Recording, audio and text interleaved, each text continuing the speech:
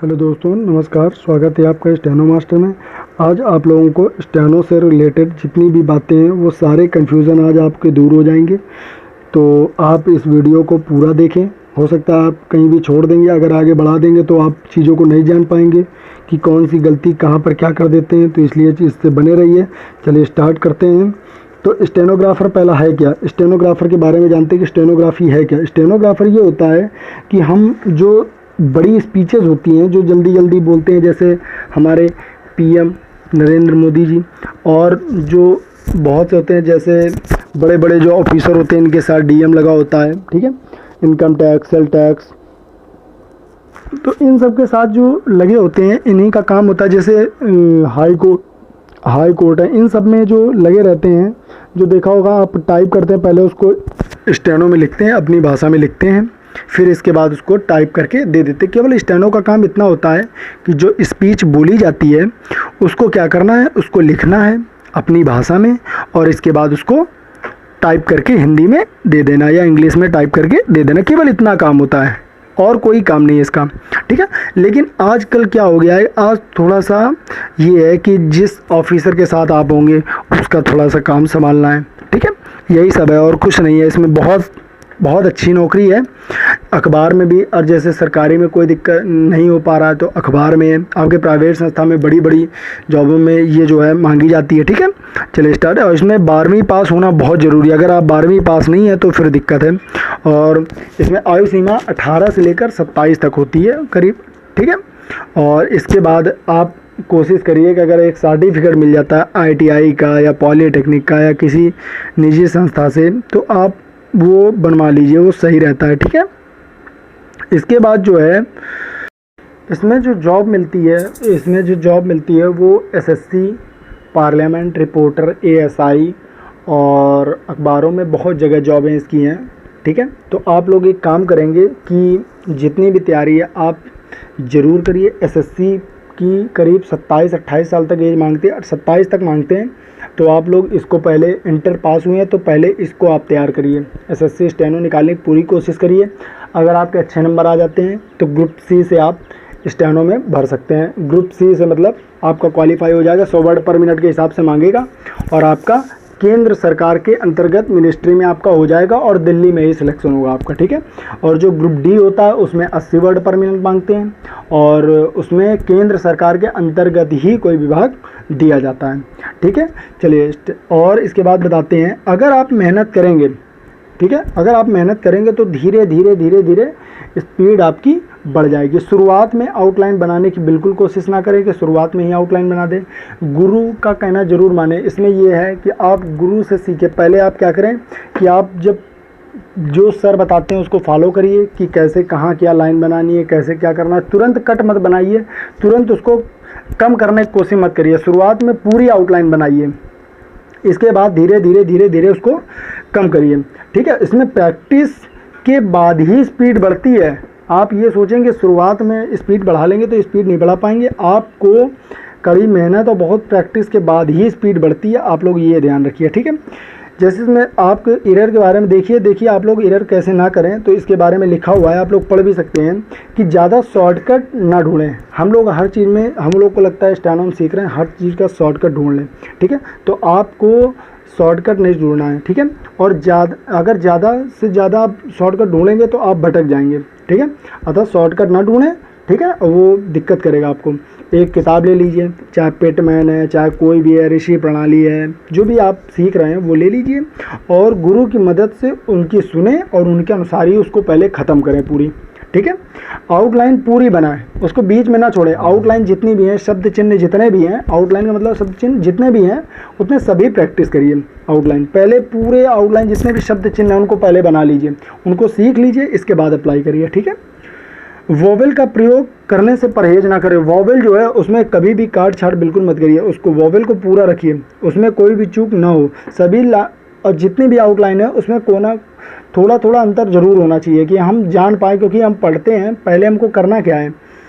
देखिए, अभ्यास कर ये मांगती क्या है, ये मांगती है अगर आप डेली अभ्यास कर रहे हैं बहुत अच्छे से, आप अभ्यास कर रहे हैं, तो ये मानिए कि स्पीड ऑटोमेटिक आपकी बढ़ जाएगी। आप धीरे धीरे धीरे धीरे करते रहेंगे तो 6-7 महीने में आपकी स्पीड आराम से 60+ पहुंच जाएगी, आराम से, ठीक है। लेकिन अगर शुरुआत में ही आप चीज़ों को कट करने लगेंगे तो निश्चय मानिए कि आप आगे तक नहीं बढ़ पाएंगे, 6-7 महीने नहीं जा पाएंगे और आप भटक जाएंगे। 60 की स्पीड तो लिखेंगे लेकिन उसको पढ़ नहीं पाएंगे क्लियर तरीके में। अगर आप शुरू में ही कोई आउटलाइन काट छाट नहीं करेंगे, जैसे सर बताते जाएंगे वो धीरे धीरे आप अप्लाई करते चले जाएंगे, कोई भी कट छाट नहीं करेंगे तो आप आराम से उसको कर पाएंगे, ठीक है।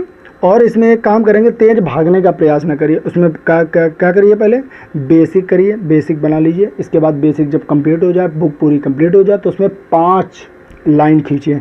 5 लाइन खींचने के बाद उसमें जो कॉमन एरर हैं, जितनी भी कॉमन एरर हैं वो वाले वर्ड अलग लिख लीजिए, ठीक है। जो डिफ़िकल्ट वाले हैं उनको अलग लिख लीजिए, ठीक है। इसके बाद जो फॉरेन वर्ड हैं, जो आपको समझ में नहीं आ रहा है कि लग रहा है कि बहुत ज़्यादा डिफ़िकल्ट है, ये हमको नहीं बना पा रहे हैं, उनको एक लाइन में लिख लीजिए, ठीक है। जो कंफ्यूजिंग वर्ड है उनको एक अलग लिख लीजिए, अलग जगह लिख लीजिए, ठीक है। और जो कंफ्यूजिंग आउटलाइन है, देखिए वर्ड और आउटलाइन में अंतर है, ठीक है, तो दोनों को अलग अलग लिखिए। इसके बाद उसकी एक वर्ड को कम से कम 5 लाइन में लिखिए, ठीक। जब उसको 5 लाइन में लिख लेंगे तो इसके बाद वो ऑटोमेटिक धीरे धीरे धीरे धीरे वो स्पीड बना देगा, ठीक है।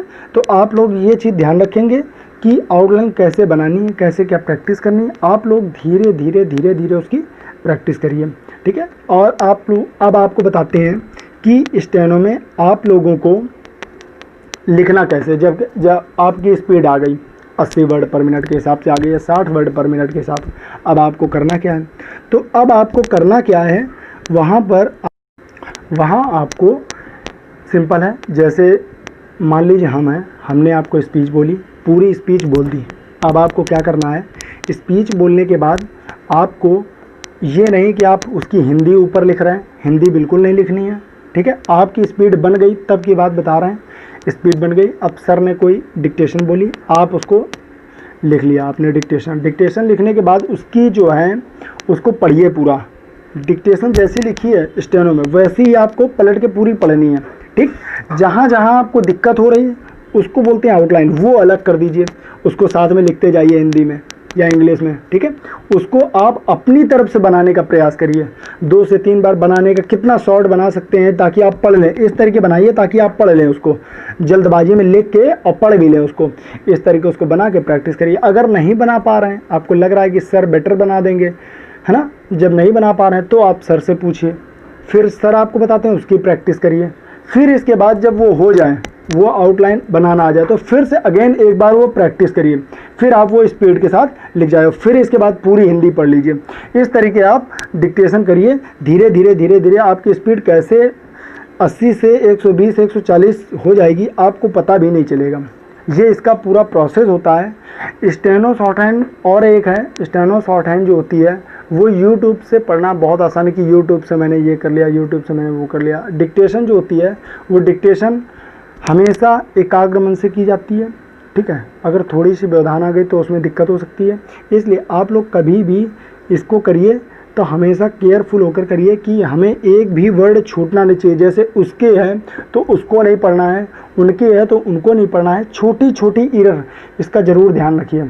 सर्वनाम जिसको बोलते हैं, अगर आप सर्वनाम नहीं आती आपको तो यकीन मानिए बहुत दिक्कत है। सर्वनाम के जितने भी वर्ड वो आपको रटे होने चाहिए सर्वनाम के साथ। इसके बाद डिक्टेशन बनाना चाहिए। जैसे आप मेरे उसमें चले जाएंगे, आउटलाइन में जाकर देखेंगे, प्लेलिस्ट में जाकर देखेंगे ज़रूरी आउटलाइंस, वहाँ मैंने बताया है कि चीज़ों को जोड़कर कैसे बनाइए। आप जाएंगे अभी देखेंगे उसमें दिया हुआ है कि आउटलाइन कैसे उसमें बनानी है। अगर आप लोग आउटलाइन बनाना सीखना चाहते हैं तो उसमें देखिए, उसमें एक एक चीज़ है। जैसे मैंने कहा मैं यह काम करना चाहता हूँ, एक साथ लिख दीजिए इसको। अब आप अगर आपकी 100+ स्पीड है तो आप बना दीजिए, नहीं तो मैं यह अलग कर दीजिए, काम करना चाहता हूँ एक साथ कर दीजिए, ठीक है। वो धीरे धीरे प्रैक्टिस में ऑटोमेटिक आ जाता है। इस तरह आप धीरे धीरे धीरे धीरे उसकी प्रैक्टिस करिए। और प्रैक्टिस करने में जल्दबाजी बिल्कुल मत करिए कि नहीं आज मुझे जल्दबाजी करनी, मुझे जल्दबाजी नहीं करनी। एक दिन में जितनी भी डिक्टेशन लीजिए उसको पूरा 100% दीजिए आप, तब आपका हो पाएगा। वरना एरर बहुत निकलती हैं। और मोस्टली आप देखना, जैसे फॉर्म तो 1 लाख पढ़ते हैं लेकिन सिलेक्शन उसमें 100 का ही हो पाता है। क्यों? ऐसा इसलिए होता है क्योंकि बच्चे जो हैं वो शुरुआत में तो बहुत झटके से स्टेनो करते हैं, बाद में आगे जाके स्पीड के चक्कर में एरर्स बहुत करते हैं। तो आप लोग एरर नहीं करेंगे, सारी एरर्स को धीरे धीरे कंप्लीट ख़त्म कर देंगे और वो प्रैक्टिस से ख़त्म हो जाएंगी। आप लोग परेशान नहीं होंगे। और स्टेनो अगर आपने किया है तो उसको बीच में छोड़िए मत, धीरे धीरे प्रैक्टिस करते रहिए।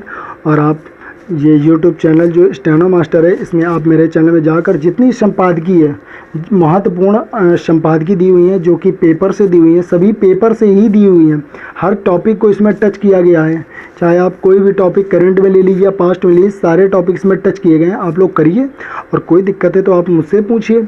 और आप मेरे व्हाट्सएप ग्रुप में भी जुड़ सकते हैं और वहाँ पर कोई दिक्कत है तो आप आउटलाइन भी पूछ सकती हैं। चलिए, चैनल को सब्सक्राइब कर दीजिए, लाइक कर दीजिए और जुड़े रहिए स्टेनो मास्टर के साथ। धन्यवाद।